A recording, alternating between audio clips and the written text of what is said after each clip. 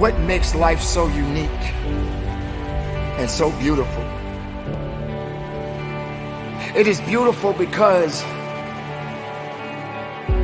whatever you have that you may be facing, what you may be dealing with, life is still good.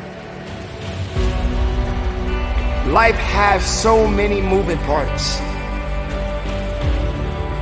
but life is always good. Every day is a new day and another opportunity that others may not have. This life that you have been given, this life that you are temporarily holding on to, this life that has been just given to you for only temporary reasons,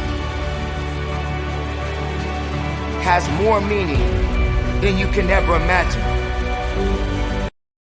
Your life is your life, and you have the right to live it the best way you can.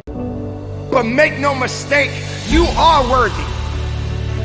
You were created for something. You wasn't created for nothing.